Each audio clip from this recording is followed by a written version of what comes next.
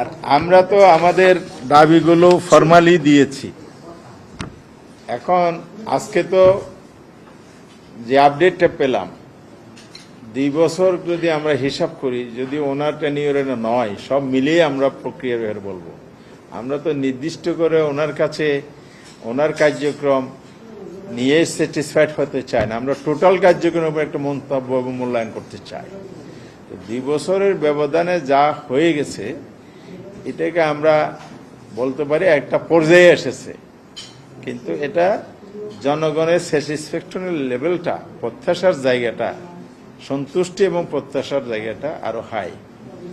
সেই কারণেই আস্তে এই ধীরগতি, আস্থা, এ সমস্ত প্রশ্নগুলো আসছে। তবে এটা সত্য যে ওনারা আজকে যে দল হিসাবে বিচার, এরপরে যারা অপরাধী তাদের বিচার, এছাড়া আরো কিছু এরিয়ার কথা বলছেন, এবং ওনারা যে উদ্যোগী হয়ে বিভিন্ন জায়গায় প্ল্যান করে যাচ্ছেন, সরজমিনে তদন্ত করার জন্য যে প্রসেসগুলো নিয়েছে, এগুলো ভালো উদ্যোগ।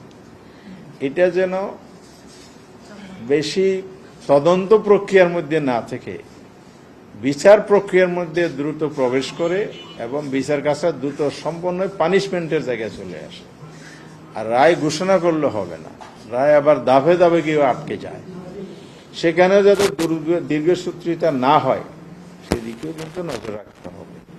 সেটা যদি না হয়, আপনি একটা ধাপ এগোলেন, আরেকটা ধাপে গিয়ে এটা আবার দীর্ঘতি হয়ে গেল।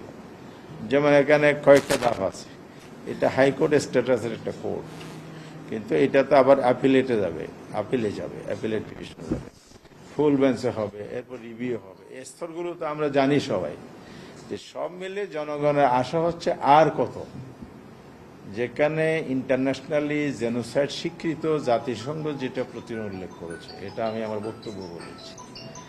আবার দেশের মানুষের প্রত্যাশার জায়গাটা যেমন আছে, বিচারের কাজে কিন্তু বাধা নাই, এই কথাটাও আসছে। তারা অগ্রগতি কেন হবে না? যদি সরকারি দল, বিরোধী দল অ্যান্ড আদার সাইড টোটাল বিষয়টা যদি এক জায়গায় এসে দাঁড়ায়, তাহলে এখান থেকে কোনো ব্যারিয়ার নাই মানে দ্রুত বিচার হবে। এটাই আমরা প্রত্যাশা করছি। আগামী দিনের কার্যক্রমে এটা যেন প্রমাণ আমরা পাই, জাতি